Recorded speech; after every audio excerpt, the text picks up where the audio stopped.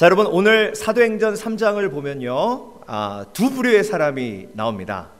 자, 두 부류의 사람이 어떤 사람들이냐면, 이 날 때부터 걷지 못했던 병자가 있는데요, 이 병자를 그 성전 미문 앞으로 데리고 오는 사람들이에요. 이 사람들이 첫 번째 부류의 사람들입니다. 자, 오늘 본문을 보면 그를 짊어지고 성전 미문으로 데리고 왔다, 이렇게 기록하고 있습니다. 이 성전이라 하면요, 헤롯의 성전인데요, 이 헤롯이 유대인들의 마음을 얻기 위해서 성전을 아주 어마어마하게 지었습니다. 그리고 그 입구의 문을요, 굉장히 화려하게 만들어놔서 금으로 막 이렇게 화려하게 만들어서 그 문 이름을 미문, Beautiful Door, 이렇게 이름을 지었어요.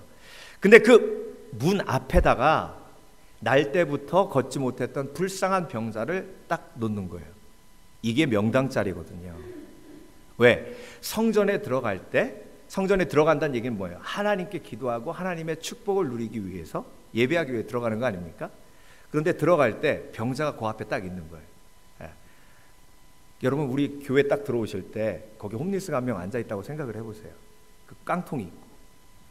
그러면 그 어떤 때보다 내 마음이 뭔가 해야 되겠다는 생각이 드는 그 장소예요. 그래서 옛날에 한국의 영락교회도요, 입구가, 큰 입구가 2개 있었는데 그 입구에 아주 오랫동안 앉아서 구걸하던 분들이 있었답니다. 근데 다른 사람이 오면요, 주위에 있던 사람들이 가서 두드러 패가지고 쫓는데요. 이 명당짜리를 네가 뺏으려고 그런다고. 그러니까 완전 명당짜리예요. 근데 거기서 돈을 벌면 누구와 나누겠어요? 그를 거기다가 데려다 놓은 사람과 당연히 나누겠죠. 그렇죠? 그러니까 여러분, 다른 사람이 쓰러져 있거나 넘어져 있거나 자빠져 있거나 자기 이익만 생각하는 사람, 이 사람은 자빠져 있는 사람을 무시하는 사람이 아니라 사실 사람을 잡아뜨리는 사람, 넘어지게 하는 사람이에요. 왜? 자기도 넘어져 있기 때문에 일어나 있는 사람을 보지를 못해요. 그래서 끌어내려야 돼요. 그러니까 말도 잡아뜨려야 되고 행동도 잡아뜨리는 삶을 하게 되고, 일어나려고 그러면 못 일어나게 막고. 그러니까 그 성전 미문 앞에 갖다 놓아도 전혀 그 사람의 행복이나 기쁨에 대해서는 관심이 없는 거죠. 그리고 성전에 들어가는 사람도 마찬가지입니다. 성전에 들어가는 사람도 그 사람한테 동전 한 입 줄 생각은 하지, 그 사람을 같이 성전으로 데리고 들어가서 함께 예배하고자 하는 생각은 전혀 없어요. 그런데 베드로와 요한이 오후 3시경 기도하러 올라오다가 그 성전 미문에 앉아있던 사람을 보았습니다.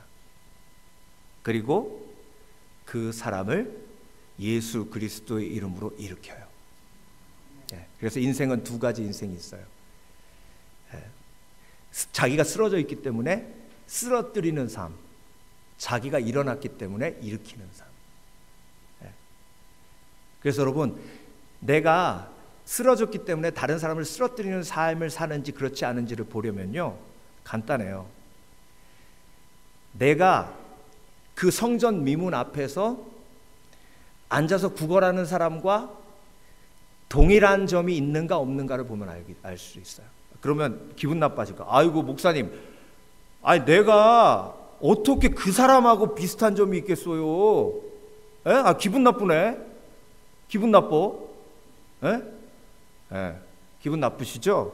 제가 우리 권사님이 일하시는 그 사업장 앞에서 한 분을 도와드리기 위해서 땅바닥에 앉아가지고 그걸 이렇게 정리하고 있는데, 미국 사람이 한 명 딱 오더니 저한테 명함을 딱 내밀면서 뭐라 그랬냐면 Call me if you need help 그랬어요. 제가 홈리스인 줄 알고, 이게 얼굴을 보세요. 이게 어디 홈리스입니까? 그러니까 착각은 자유예요. 착각은 자유. 근데 여러분, 한번 생각을 해보세요. 자, 성전 밖에 있는 사람은요, 첫 번째로 예배에 밖에 있었던 사람이에요. 예배. 그러니까 예배가 회복되지 않은 사람이에요. 예배를 드려도 성전 앞에 있어도 예배하지 못해요. 찬양하지 못해요. 그러니까 교회 와도 하나님을 경험하지 못해요. 성전에 와도 성전 문 밖에만 앉아있다 가요. 이게 그 사람의 삶이에요. 넘어진 사람의, 땅에 앉아있는 사람의 삶이에요. 두 번째, 자아가 다 무너져 있어요. 내가 귀한 줄 몰라요. 구걸하는 그 사람이 귀하다고 생각을 하겠습니까? 난 너무 귀해. 그래서 구걸해서 돈을 많이 벌어야 돼. 이렇게 생각하겠어요? 나는 죽지 못해 살아. 사람들이 날 쓰레기 취급해. 그래, 나는 쓰레기야. 죄책감에 빠져 있어요. 왜? 이스라엘 사람들은요, 태어날 때부터 그런 병을 가지고 태어났다 그러면 부모가 죄를 지었거나 본인이 죄를 지었거나라고 생각하고 있었어요. 이게 얼마만큼 하나님 앞에 악하고 잘못된 생각인지 모르고 그렇게 생각하고 있었습니다. 그러니까 그 죄책감에 막 빠져서, 그래서 마치 박스 안에 사는 사람처럼 그렇게 살아가고 있는 거예요. 여러분, 혹시 여러분 마음속에 죄책감이 해결되지 않아서 내가 뭘 해? 내가 하나님 앞에 나가면 하나님이 날 받아주실 것 같지 않아, 이런 마음을 가지고 있다면요, 나는 일어난 사람이 아니에요. 아직도 쓰러져 있는 사람이지. 그리고요, 이 앉아있는 사람의 가장 큰 특징은 뭔지 아세요? 돈만 원해요. 돈만. 한 푼 줍시오. 모든 포커스가 돈에 맞춰져 있어요. 그래서 돈 한 푼만 주세요. 그러니까 쓰러져 있는 사람의 가장 큰 특징이 뭐냐면요, 자기의 영혼에 무슨 필요가 있는지를 몰라요. 여러분, 영혼에 어떤 필요가 있는지 아세요? 여러분의 영혼도 육체가 쉬듯이 쉬셔야 돼요. 일주일에 한 번 하나님 앞에 예배하지 않으면요, 내 마음이 강팍해져요. 그래서 그 강팍해진 그 마음으로 사람을 만나면요, 모든 사람들이 나를 뭐 하는 사람처럼 느껴지냐면 나를 힘들게 하는 사람으로 느껴져요. 그러니까 여러분, 영혼의 힘이 없으면요, 육체의 힘이 없으면 짜증나시죠? 그렇죠? 안 짜증나시나 보네. 피곤하시면 짜증나잖아요. 건드지 마. 몸살 난 사람은요, 조금만 건드리면 그래요. 육체가 쉬지 못해도 그런데 하물며 영혼이 쉬지 못하면요, 다 짜증나요, 다. 근데 그 짜증을 가장 많이 표출하게 되는 대상이 누구예요? 가족이죠. 특히 엄마는 애들. 만만하니까. 여러분, 내 영혼이 쓰러져 있고, 그리고 crippled, 마비돼서 걷지 못하고 있는 그 성전 앞에 있는 그 사람이 나일 수도 있다니까요. 근데요, 그 사람의 특징은 뭐냐면 다른 사람을 일으킬 생각을 못 한다는 거예요. 다른 사람을 일으킨다 꿈에도 생각 못 해. 왜? 내가 자빠져 있는데.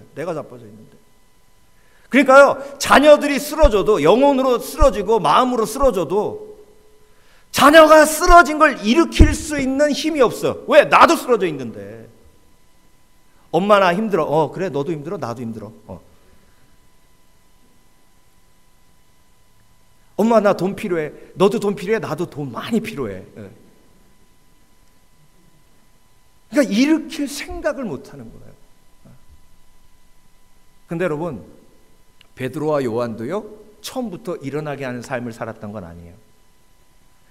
베드로와 요한도 서로 올라가려고 하다가 서로 끌어내리고, 특히 세베대 아들 야고보와 요한은 어머니에게 청탁해가지고 예수님이 나라를 회복하면 자기가 우측에 앉고 좌측에 앉게 해달라 그랬잖아요. 그 얘기는 뭐예요? 나는 올라가고 다른 사람은 쓰러뜨리고. 주는 그리스도시요 살아계신 하나님의 아들이시다 라고 고백을 한 베드로가, 예수님께서 그 고백을 들으시고 제자들에게 처음으로, 마태복음 16장이죠, 내가 십자가에 못 박혀 죽을 것이고 장사한 지 사흘 만에 부활할 것이다 라고 말씀하셨어요. 그때 베드로가 막 화를 내면서 예수님을 구석으로 밀치고 예수님을 혼냈어요. 막 리뷰크 했죠, 영어로. 우리 한국말로 보면 잘 안 보이는데 막 혼냈어요. 예수님 그렇게 부정적인 말 하지 마시라고. 왜 죽으시냐고. 예수님 죽으면 우리 쫓아다니는 우리 제자들은 다 어떻게 하냐고. 절대 그런 말 하지 마시라고. 예. 그랬더니 예수님께서 뭐라고 하셨어요? 사탄아 내 뒤로 물러가라. 너는 나를 넘어지게 하는 자로다. 네가 하나님의 일을 생각하지 아니하고 사람의 일을 생각하는도다. 뭐라고 하셨다고요? 베드로야 너는 나를 넘어지게 하는 자다. 그러니까 여러분 성령 임하지 않으면요 우리는 말로 사람들 넘어지게 해요. 난 너무 기뻐. 며칠 기다려보면 또 죽는다고 할 거야. 아이고 아니 기쁘다 그러면 기쁘세요? 그럼 되지. 자기는 쓰러져 있는데 이 사람이 기쁘다 그러니까 일어난 것처럼 보이니까 같이 쓰러져 있어야 위로가 되니까 같이 쓰러뜨리는 거예요.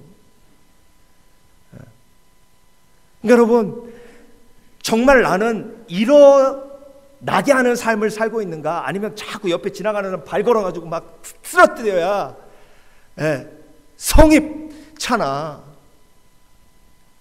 그래서 우리가 말할 때요 갈군다라고 얘기하고 태클 건다 그러잖아요. 모르시나 봐. 이 전문 용어를 모르시나 봐. 태클 건다 그러잖아요. 나 이번에 꼭 이번 전도에 한번 전도할 거야. 웃기고 있는데 네 신앙생활이나 똑바로 해. 금요 예배나 나와. 이게 태클이에요 이게. 조금 쓸라 그러면 팍팍 마치 두더지 때 두드려 잡는 것처럼 빵빵 두드려가지고 다 눌러놔야 속이 시원하죠. 근데 그게 바깥에서만 그런 게 아니라 집안에서 엄마 내가 이번에 그 드라마를 보니까 의사가 좋더라고. 그래서 의사 한번 돼볼 거야. 그렇게 생각하지 말고 F나 맞지 마.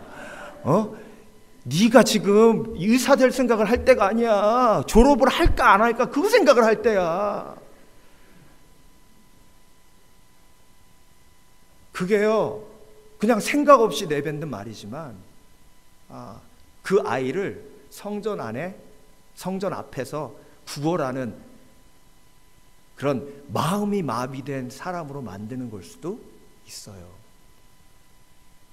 그래서 여러분 일어나게 하는 삶을 살기 위해서 우리가 어떻게 해야 되는지, 베드로와 요한이 어떻게 변화받아서 일어나게 하는 삶을 살게 됐는지 오늘 묵상하면서 저와 여러분도 일어나게 하는 삶, 일으키는 삶 살기를 원합니다. 첫 번째,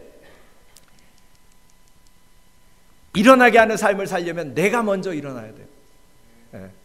내가 앉아있으면 일으킬 수 있어요? 일으킬 수 없어요. 자, 베드로와 요한이요 처음부터 일으키는 삶을 살았던 건 아니에요. 근데 성령이 임했어요. 성령이 임했는데 베드로가 성령이 임한 그날 오순절날 역사적인 설교를 하는데 몇 명 일으켰어요? 3,000명 일으켰어요. 성령이 임한 건 사실 예수님 부인한 건 불과 50일 전이에요. 불과 50일 전 예수님 부인하고 쓰러졌던 베드로를 예수님께서 부활하셔서 다시 일으켜 주셨어요. 이건 마치 물 위를 걷다가 물속에 빠진 베드로를 잡아서 일으켜 주신 예수 그리스도의 은혜를 경험한 베드로가 실제적으로 삶 속에서 일으켜 주시는 예수 그리스도를 체험하고 경험한 사건입니다. 그래서 여러분 인생에 내가 물에 빠졌을 때, 고난을 겪을 때 어떻게 일어났는지 한번 돌아보세요.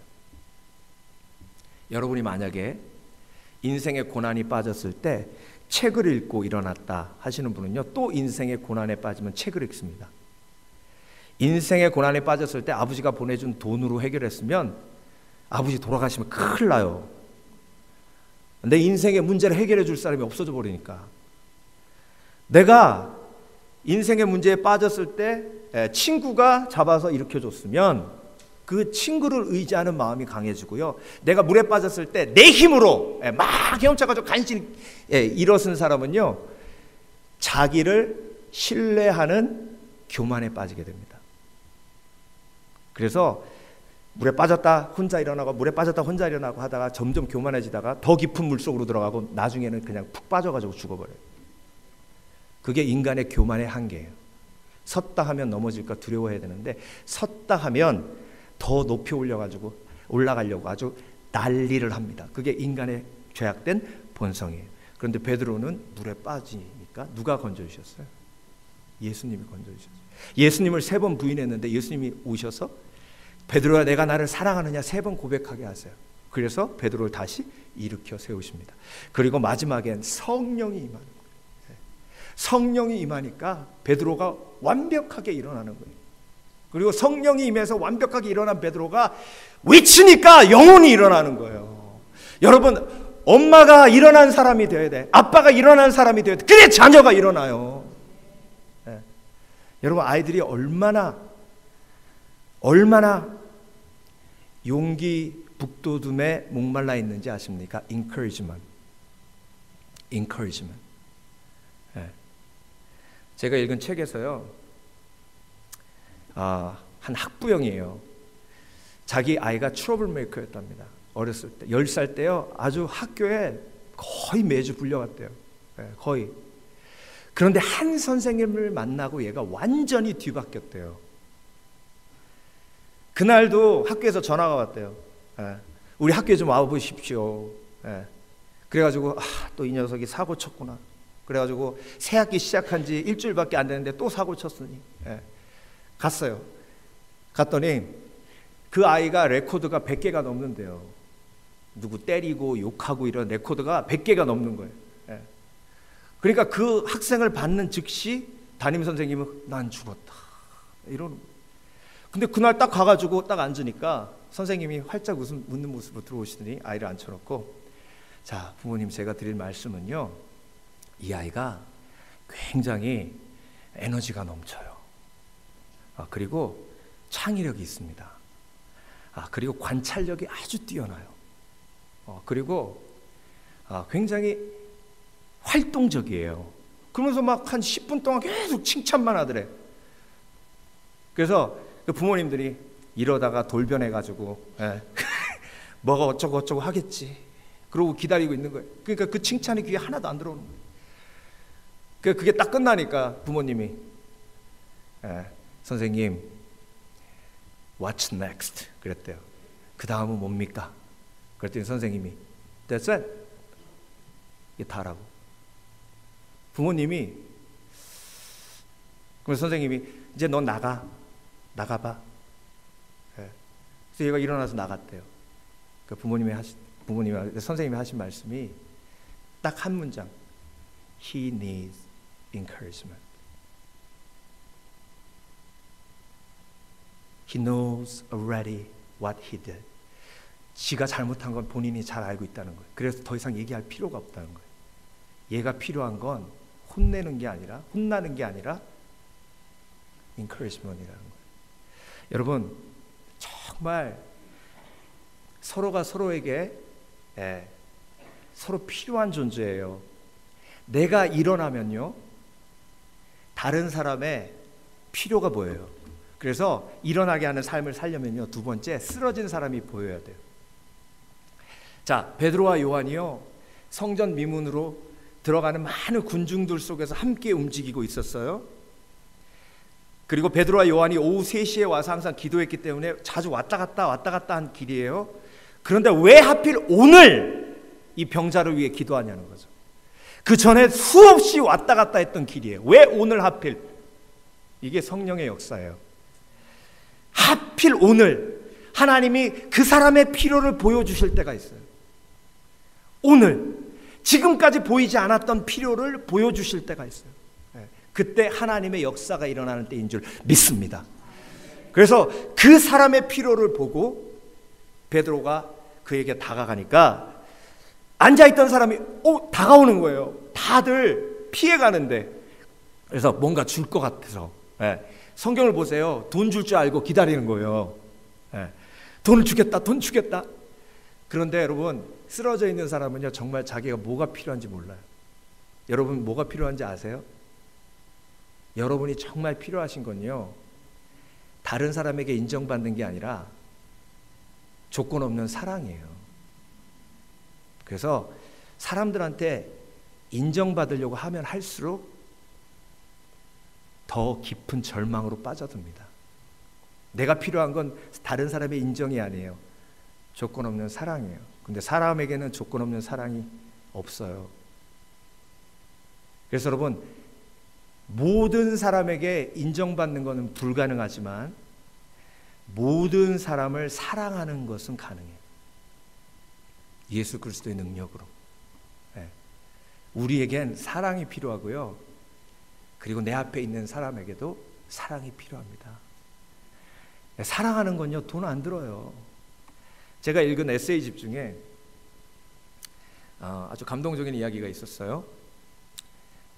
이 작가가 자기 아파트 수의실을 이제 뭔가 일이 있어가지고 들어갔는데 그 수의 아저씨가 그 앞에다가 어눌한 글씨로 여자분 이름을 하나 써놓고 생년월일을 써놓고 결혼 기념일을 써놨더래요. 그래서 이상한 생각이 들더래. 저게 도대체 누굴까? 누구인데 저렇게 앞에다 붙여놓고 끝까지 기억해야 할까? 며느리인가? 그래서 물어보셨대. 아저씨 죄송합니다. 제가 궁금한 게 있어서요. 제가 작가인데 왜 여기다가 이 여자분 이름하고 생년월일하고 결혼기념일을 왜 써놓으셨어요? 그랬더니 이분이 하신 말씀이 이거 우리 와이프예요. 네? 그럼 어떻게 사모님 이름을 기억 못 하실 리는 없고 근데 생일하고 결혼기념일 기억하시니까 힘드세요? 그랬더니 이분이 뭐라 그러시냐면 제가요 사실은 이제 얼마 있으면 그만둡니다. 일주일 전에 제가 알츠하이머 판정을 받았어요. 치매가 온다 그래서 제가 그 순간 제일 잊고 싶지 않은 게 무언가라고 생각하니까 내가 제일 소중히 여기는 우리 집사람 이름하고 집사람 생일하고 우리가 결혼한 결혼 날짜는 절대로 잊지 말아야 될 것 같아서 그래서 이렇게 써놨습니다. 여러분, 내가 가장 귀하게 여기는 사람이 뭐가 필요한지 아세요? 사랑이 필요해요. 따뜻한 말 한마디 필요해요. 돈 안 들잖아요. 내 자녀가 정말로 필요로 하는 건 플레이스테이션 4가 아니고 아이폰 10이 아니에요. 물론 그것도 주면 좋겠죠. 정말 그 아이들이 원하는 건요, 따뜻한 말 한마디 사랑이에요. 우리가 불편한 옷 입으면요 되게 불편하잖아요. 안 입던 옷 입으면 되게 불편하잖아요. 그렇죠? 네. 만약에 여자가 남자 옷 입어도 불편하고요, 남자가 여자 옷 입어도 불편해요. 안 입던 옷 입으면 불편한 거거든요. 근데 여러분도 경험해 보셨지만 불편한 옷이더라도 계속 입다 보면 익숙해져요. 왜 돈도 안 드는데 아들아 내가 너 사랑해 못하는 줄 아세요? 불편하기 때문에 그래요. 불편한 건 왜 그래요? 익숙해 있지 않았기 때문에 그래요. 한 번도 입어보지 않았기 때문에 그래요. 그런데 입고 그 불편함을 조금만 참으면 그게 익숙해지는 거예요. 여보 나 당신 때문에 살아. 당신이 옆에 있어서 오늘도 힘나. 우리 당신 너무 이쁘네. 예. 와 우리 남편 최고 멋지다. 예. 닭살 돋으려고 그러시죠? 예? 예. 근데 여러분 이건 돈이 안 들어요. 정말 그 사람이 필요한 건 돈이 아닌데 그 사람이 돈을 막 원하는 거예요. 왜? 다른 걸 안 주니까. 다른 걸 안 주니까 돈만 원하는 거예요. 예. 사랑을 원해도 사랑을 안 줘요. 거기 성전 지나다니는 사람이 관심을 원해도 관심을 안 줘요. 그러니까 제일 쉬운 게 뭐예요? 돈이에요. 그러니까 여러분 이렇게 생각하시면 돼요. 와이프가 왜 돈만 원하나 나한테? 다른 걸 안 주니까. 다른 걸 안 주니까 돈이라도 달라는 거예요. 남편이 왜 밥만 원하나? 좀 지가 차려 먹지 왜 밥만 원하나? 다른 걸 안 주니까. 밥밖에 안 주니까. 밥이라도 달라는 거예요. 마지막 보루예요. 이거라도 안 주면 나는 시체라는 거예요. 그러니까 남자가 밥에 목숨 거는 거예요. 그러니까 성전 미문에 그 앉아있는 그 사람이 혹시 나는 아닌가? 그리고 우리 자녀를, 우리 너무나 귀하고 나의 평생의 반려자를 그런 성전 미문에 앉아서 구걸하는 사람으로 만들진 않았나. 여러분, 구걸하는 게 뭔지 아세요? 사랑을 구걸할 때 얼마나 비참한지 아세요? 내 말을 들어줄 사람이 없어서, 내 가족 안에 내 말을 들어줄 사람이 없어서 그 누구에겐가 전화해야 될 때, 그게 구걸이에요. 내가 내 아이를 품어주고 내 아이를 사랑해주지 않으니까 명절날 돼도 집에 안 있지 않고 친구 집에 가는 거예요.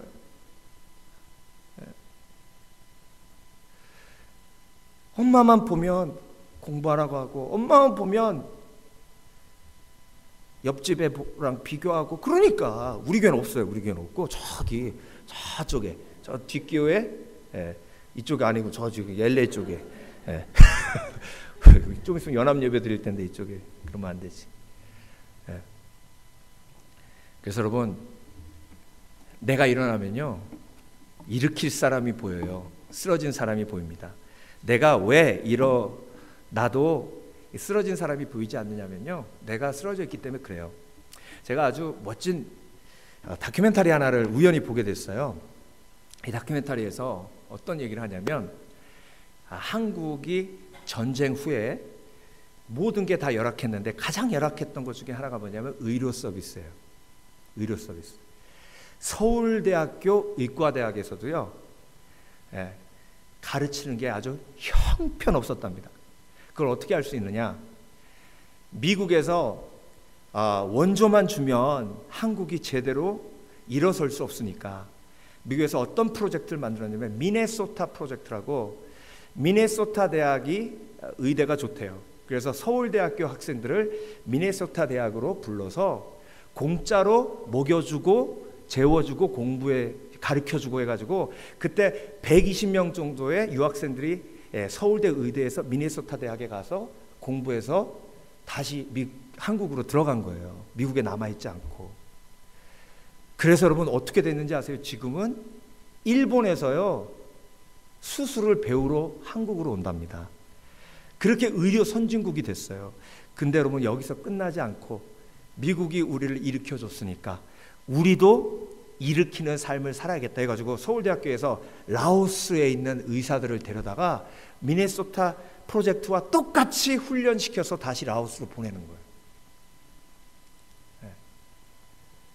여러분, 이게 일어난 사람이 하는 일이에요. 일어난 사람은요 쓰러져 있는 사람이 보여요. 여러분들 눈에 쓰러진 사람이 보여 있지 않다면 오늘 잘 오신 거예요. 성령 체험하고 예수 그리스도의 손 붙들고 고난을 이긴 사람은 저 사람도 예수님 손 붙들면 일어날 수 있어. 저 사람도 예수님 손 붙들면 일어날 수 있어. 근데 여러분, 베드로가요 그 병자를 보고 손을 내밀어서 손을 잡고 일으켰어요. 이 손을 잡는다는 건요 관계의 연결을 의미해요. 처음에 만났을 때 악수 시작하잖아요. 이건 난 당신과 친구가 되기를 원합니다 라는 뜻이거든요. 그러니까 여러분, 우리가 일으킬 사람을요 하나님이 보여주시면 다가가서 손을 내밀고 손을 잡아야 돼요. 그러면 그 사람을 일으킬 수 있어요. 제가 오늘 설교하면서 영어 강사하다가요 오후 4시 클래스가 굉장히 애매한 클래스예요. 근데 오후 4시 클래스에 이제 처음 시작해서 딱 들어갔더니 여학생 한 명 앉아 있는 거예요. 그래서 어떤 생각이 드냐면, 이거 폐강해야겠다. 한 명 붙들고 한 달 동안 이거 어떻게 가르치나 막 짜증이 나는 거예요. 그래서 이거 어떡하나 막 그러고 있는데 그 아이의 얼굴을 딱 보니까 어두워요. 그래서 어떻게 영어 공부하러 와서 긴장해가지고 이렇게 얼굴이 어둡네요? 그랬더니 어떻게 하셨어요? 그래. 딱 보면 아는데 뭐 어두운데. 은행원인데 은행이 너무 힘들대. 고등학교 졸업하고 은행원으로 시작을 했는데 집안도 어렵고 그래서 너무 힘들대. 그래서 어떻게든 뭔가 해보려고 하는데 그래서 영어라도 배울까 하고 온 거래. 그러니까 얘는 예수님이 필요하다라는 생각이 드는 거예요. 그래서 제가 수업 안 하고 전도했어요. 너 예수님 믿어야 된다고. 나도 깨진 가정 출신인데 예수님 믿고 내가 하나님의 은혜로 지금 이제 다시 유학 가려고 지금 영어 강사를 하고 있지만 나는 꿈과 비전이 있다. 막 그러면서 그랬더니 얘가 그러면 이번 주에 선생님 교회로 가도 되냐요. 그래서 우리 교회로 오라고. 그래서 그날 아침에 기다렸더니 택시가 딱 쓰는데 그 녀석이 나와요. 그래서 교회에서 예배드리고 그 나중에 이제 찬양팀도 하고 청년회의 핵심 멤버가 됐어요. 근데 얼마 전에 우리 그 윤종민 전사님이 자기 선배하고 통화하다가 그 선배 목사님 사모님이 나를 안다 그래서 어떻게 하냐고 그랬더니 자기가 옛날에 영어 배우러 갔는데 내가 영어 강사인데 나를 전도한 분이라고. 그 봤더니 그 친구예요. 목사님 사모님 됐어요. 여러분 그 사람의 필요가 보이면요 그게 하나님의 때예요. 그 사람의 필요가 보일 때 다가가서 손을 내밀면 손을 잡아요. 그럼 일으키면 돼요. 그래서 성령의 인도하심 쫓아서 살아갈 때 근데 여러분 일으킬 때 얼마나 기쁜지 아세요? 일으킬 때 이 기쁨을 경험해 보신 분들은 내가 손을 내밀어야 될 사람을 찾을 수 있어요. 정말 그 어떤 기쁨과 비교할 수 없을 만큼의 큰 기쁨을 하나님께서 우리에게 영혼을 일으킬 때 주십니다. 자, 마지막으로 일어나게 하는 삶을 살려면 믿음으로 선포해야 돼요. 자, 베드로와 요한이 그 병자를 일으킬 때 뭐라 그랬습니까? 한 푼 줍시오 그랬더니 은과 금은 내게 없거니와 내게 있는 것으로 내게 주노니 나사렛 예수 그리스도 이름으로 명하노니 일어나 걸어라. 일어나 걸어라. 그래서 여러분 이렇게 딱 고백하자마자 확 잡고 일으킬 수 있으면 얼마나 좋겠어요. 이런 일은 성경에 나와 있지만 100에 한 번 있을까 말까예요. 우리 삶 속에 믿음으로 계속 일어날 때까지 고백해야 될 상황이 우리 속에 벌어질 때도 많아요. 한 사람 일으키기가 그렇게 쉽지만은 않다. 그런데 낙심하지 말고 끝까지 어떻게 해야 돼요? 선포해야 돼요. 일어나라! 일어나라! 그러니까 믿음의 선포는 믿음의 고백이고 믿음이 있는 사람은 믿음의 선포를 할 수밖에 없어요. 근데 여러분 베드로와 요한이 그를 일으킬 때 뭘 받겠어요? 예수님이 베드로와 요한에게 그가 일어나면 하나님을 찬미하는 모습을 보여주신 거예요. 여러분 일으키는 사람은요 그가 일어났을 때 어떤 일이 벌어질 걸 봅니다. 그래서 믿음은 바라는 것의 실상이요 보지 못하는 것들의 증거라고 하시는 거예요. 한 사람을 일으킬 때요 그 사람의 지금의 모습을 보면 안 돼. 하나님은 그 사람을 일으키시고 하나님께서 앞으로 어떤 일을 하실 건가 그걸 보시는 거예요. 그리고 예수님의 이름으로 선포하는 거예요. 내 이름으로 선포하는 게 아니에요. 그리고 일어날 때까지 선포하는 거예요. 그래서 여러분 여러분의 믿음의 고백이 끊이지 않는 지혜가 있으시길 주의 이름으로 축원합니다. 제가 1994년에 인도네시아로 전도 갔을 때 막 뜨거운 마음으로 처음 전도행 간 거 아니에요. 근데 무슬림 컨트리인데 발리는 힌두라 노방 전도가 가능한 거예요. 그래서 쿠다비치 옆에 큰 시장이 있어요. 거기 가가지고 전도하라고 딱 갔어요.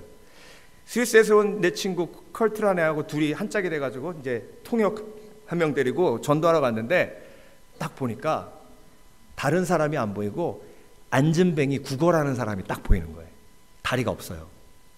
타이어 끼고 이렇게 기어다니는 사람이 딱 보이는 거예요. 그래서 제가 이 말씀을 기억했죠. 성전 리문에서 구걸하던 그 사람. 그래서 내가 제 친구한테 얘기했어요. 제가 24살 때니까 야, 너 사도행전 3장에 나오는 그 사람 기억하냐? 기억한대. 기도했을 때 일어났잖아.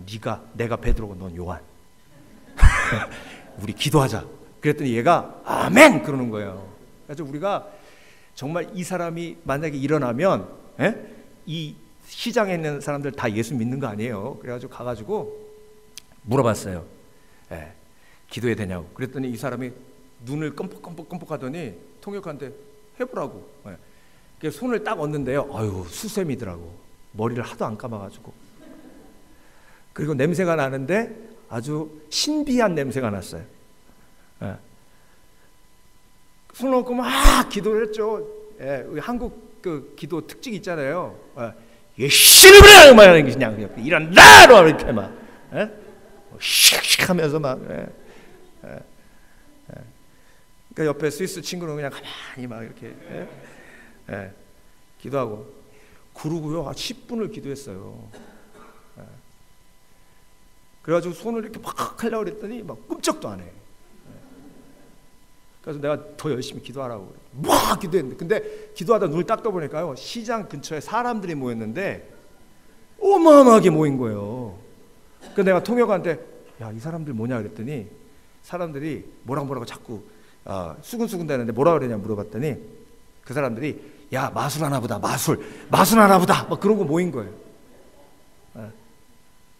그때부터 부담감이 막 오기 시작하면서 주여 여기서 안 일어나면 망신이 나이다 막 그러면서 막 기도하는데 끔찍도 안 하는 거예요. 그러고 한 30분 막 땀 뻘뻘 흘리면서요 팔이 얼마나 아프든지. 그러더니 좀 있다가 주위 사람들이 뭐라고 하더니 가버리더라고. 그래서 통역한테 뭐라 그랬냐 그랬더니 웃기고 있네 무슨 마술이고 에이구 그러면서 막 비웃고 갔대요. 얼마나 실망이 되든지 낙심이 되든지 왜 베드로와 요한은 일으키는데 나도 성령이 계시고 그런데 왜 안 일어날까. 그래가지고 기도를 멈추고 하나님 우리를 사랑하지 않으시나 보다. 그러고 딱 가려고 그러는데 통역이 잠깐 그러는 거예요. 저 사람 눈을 보라는 거예요. 난 머리만 보고 있었지. 이렇게 해서 눈을 봤더니 우는 거예요. 그래서 왜 우냐고 물어봤더니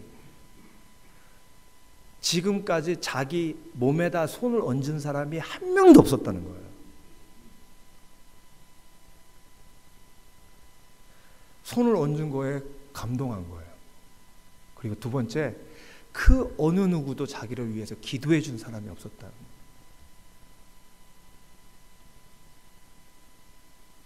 그래서 내가 예수 믿을 거냐고 물어봤어요. 그랬더니 끄떡끄떡해. 그래서 거기서 영접기도 했어요. 그러니까 여러분, 내가 믿음으로 선포할 때 내가 기대하는 일들이 벌어질 수도 있고 그렇지 않을 수도 있어요.